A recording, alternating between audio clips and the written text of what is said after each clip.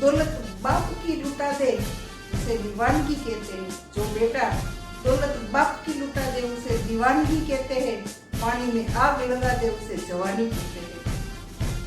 मुझे आज ऐसी जवानी के बारे में बात करनी है जिन्होंने सिर्फ पानी में ही नहीं पूरे विश्व में आग लगा दी थी और वही आग में अंग्रेजी सल्तनत जल के खाक हो गई। हाँ, मुझे आज बात करनी है शहीद भगत सिंह, राजगुरु और सुखदेव की। उस 3 जवानों के बारे में मुझे आज बात करनी है। क्यों कि आज ही के दिन उनको फांसी पर लटका दिया गया था। बहुत ही बुरा दिन है। आज की तारीख बहुत ही दर्द देती है, बहुत तकलीफ देती है। क्यों कि आज ही के दिन हमारे 3 जवानों ने माँ बहन के लिए अपनी जान कुर्बान कर दी। और क्यों ना करते, उसको अपनी मातृभूमि से इतना प्यार जो था। मगर आज मुझे और भी कुछ कहना है। मैं 3 दिन तक रही हूँ इनके छोटे भाई शहीद भगत सिंह जी के छोटे भाई कुलतार सिंह जी के साथ, और उन्होंने जो दर्द बयां किया, जो पीड़ा हमारे सामने रखी थी, जो बात उन्होंने हमें कही थी, शायद कोई नहीं जानता।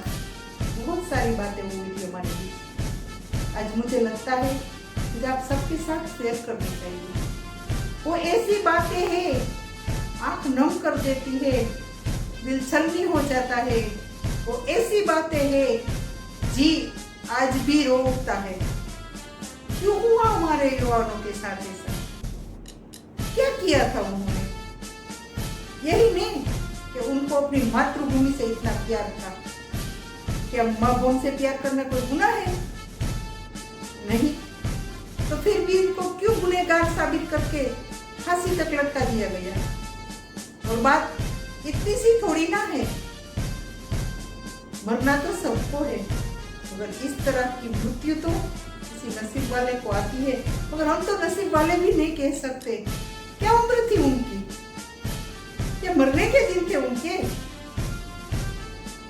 क्या ऐसा दिन होता है भरी जवानी में जो बिना कुछ कहे उसको फांसी पर लटका दिया जाए? बहुत दुख होता है, बहुत दुख होता है जब इनकी बातें सुनते हैं, जब इनके परिजनों की जज्बात सुनते हैं, जब इनके परिजनों की जो दिल की दास्तानें सुनते हैं। और आज भी क्या हो रहा है? यही तो सब हो रहा है। जो मातृभूमि के लिए अपनी जान कुर्बान कर देता है, जो माँ बहन के लिए अपना सब कुछ छोड़ के दुनिया से चला जाता है, या सरहद पार रह के दुश्मनों की गोलियों की जो बौछारें होती है उसके बीच अपना शरीर छलनी हो जाता है, फिर भी जज्बा के साथ लड़ता रहता है। उसके लिए आज भी हम क्या करते हैं? बस सिर्फ बयानबाजी करते रहते हैं। क्यों भाई? अधिकार है हमें ऐसा? मैं तो नहीं मानती कि हमें ऐसी मातृभूमि के प्रति श्रद्धा रखने वालों के लिए कुछ ऐसी बातें करनी चाहिए। क्या कोई एक ही पहरेदार पूरे देश को संभालेगा? एक ही पहरेदार की कोई जिम्मेदारी नहीं है। हम सब पहरेदार हैं इस देश के। क्या हमारी भी माँ बहन है? जो सरहद पर जाता है वो हमारा भी। और आजादी इतनी सस्ती नहीं मिली है, नहीं मिली है आजादी इतनी सस्ती। कोई कहते हैं अहिंसा से आजादी मिल गई, कोई कहते हैं ऐसी बातों से नहीं मिली आजादी।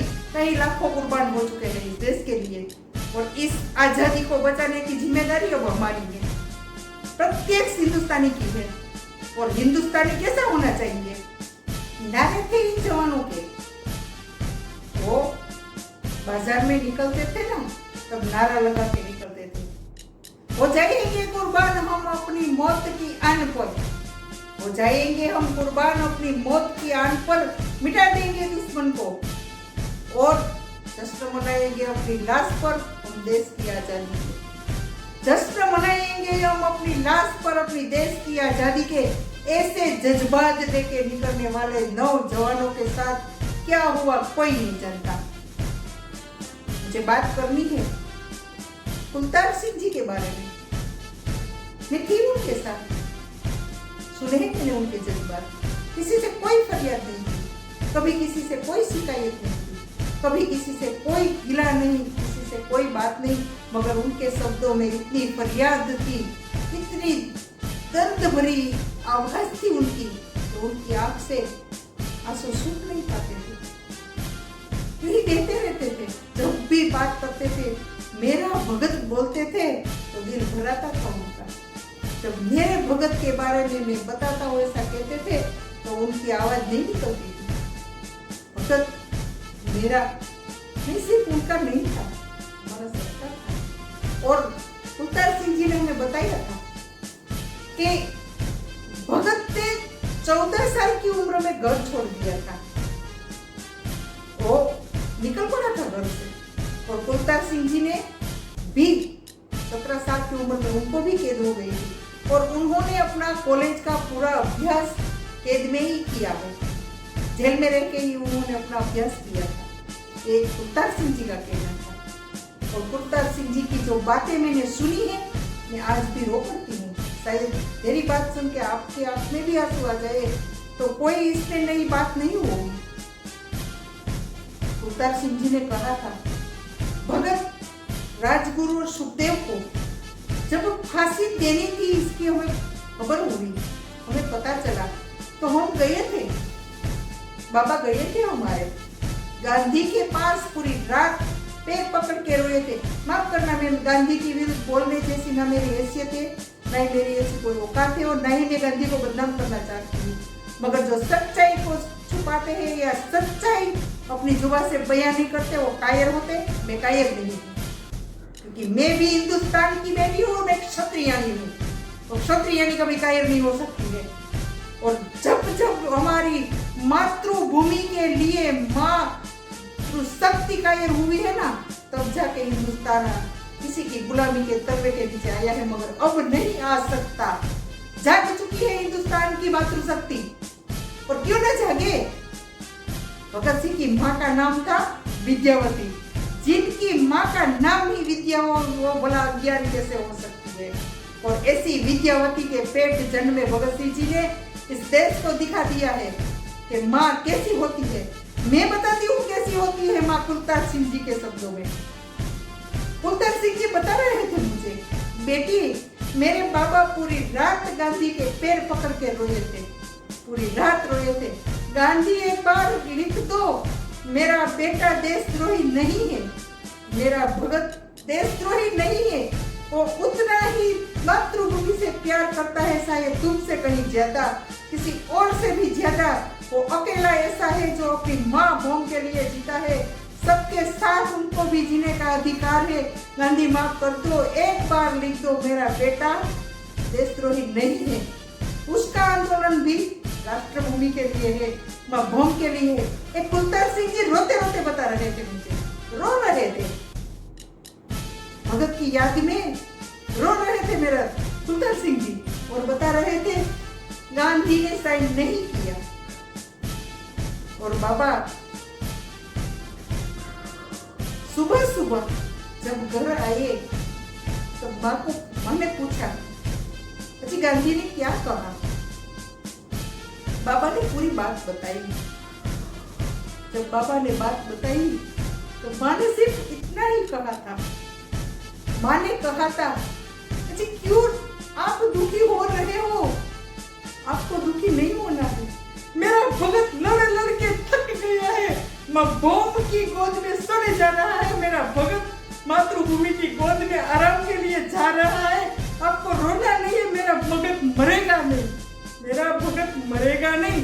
बस इतना बोल के माँ अपने कमरे में चुपचाप चली गई। तब तक बाहर नहीं आई जब तक उसको सुकून नहीं मिला। और आगे क्या बताइए हम, कुलतार सिंह जी कहते हैं हम क्या बताएं, आज भी हमारे छोटे से गांव लालपुर में भगत का स्मारक तक नहीं बना।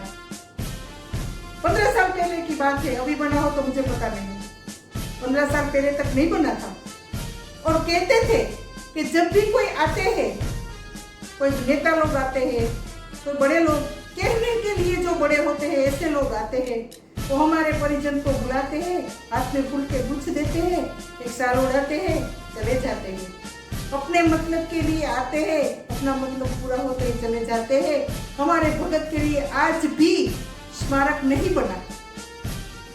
और नेताजी कहते थे जहां जहां हमारे देश के लिए जो शहीद हुए हैं उनके स्मारक के ऊपर हर साल मेले लगेंगे।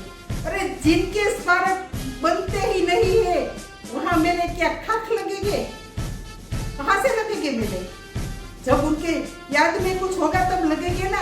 अरे ये तो बात दूर की रही, आज तक उन तीनों की लाश के साथ क्या हुआ वो भी किसी ने बताने की जरूरत नहीं की है। ये सत्य है, किसी को भी मुझसे प्रश्न करना है तो कर सकते हैं। बात मुझे प्रताप सिंह जी ने बताई थी। तीनों की लाश के साथ क्या हुआ आज तक किसी को पता नहीं है। इनके परिवारजनों को लाश भी सौंपी ले गई, क्योंकि यदि इन तीनों की स्मशान यात्रा निकलती तो अंग्रेज को जिंदा जिंदा कोई छोड़ता नहीं और गांधी का अहिंसावाद हार जाता। गांधी नहीं चाहते थे कि उनकी अहिंसावाद हारे, इसके लिए ऐसे कई नौजवानों की बलि चढ़ा दी गई। और वैसे भी सोचने वाली तो बात यही है ना कि अहिंसा से थोड़ी ना हिंदुस्तान को आजादी मिली है। यदि अहिंसा से आजादी मिल जाती तो भला ऐसे ऐसे नौजवान शहीद कैसे होते? आज वीर सावरकर के तीनों भाइयों को याद करना पड़ता है। 8 साल तक तीनों भाइयों ने जब काला पानी की कैद में थे, 8 साल तक दो भाई आमने सामने होते हैं, तब पता चलता है कि हम तो दोनों भाई 8 साल से काला पानी की सजा काट रहे थे। कैसी कैसी कुर्बानी दी है हमारे जवानों ने। कितने परिवार ने अपने लाडले खोए हैं, कितनी परिवार ने अपने कमाने वाले, अपने घर को चलाने वाले नौजवानों को गवा दिया है। तब जाके हिंदुस्तान को आजादी मिली है। और मुझे अब भी बहुत कुछ कहना है। आज तो कहने ही दो, आज चुप रहने का मन नहीं है। भर गया है कई सालों से मेरा दिल के मैं किसी से बताऊं कि क्या हुआ है हमारे शहीदों के साथ। और जब तक सही और सच्चे लोग चुप है, इसीलिए हिंदुस्तान में आज भी शहीदों को न्याय नहीं मिला। 70 साल तक रही है कांग्रेस की सरकार, कोई आयोग नहीं दिखाया गया, कोई जांच नहीं हुई, कभी जिक्र ही नहीं हुआ कि इन तीनों के साथ क्या हुआ है। कोई सवाल नहीं। क्यों भाई? पूरे देश को जानने का अधिकार है क्या हुआ है हमारे शहीदों के साथ, क्या हुआ है हमारे नौजवानों के साथ। जब भगत छोटे से थे, कुलतार सिंह जी बता रहे थे, भगत छोटे से थे तब दादा अर्जुन सिंह के साथ वो जलियांवाला बाग जाते थे। और जब जाते थे तो उन्होंने देखा था कि वहां कितने निर्दोष हिंदुस्तानियों को भून दिया गया था।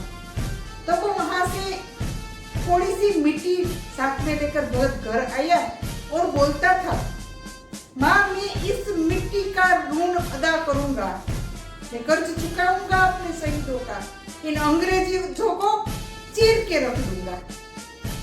जब 4 साल का भगत था तब उनके जज्बात ऐसे थे।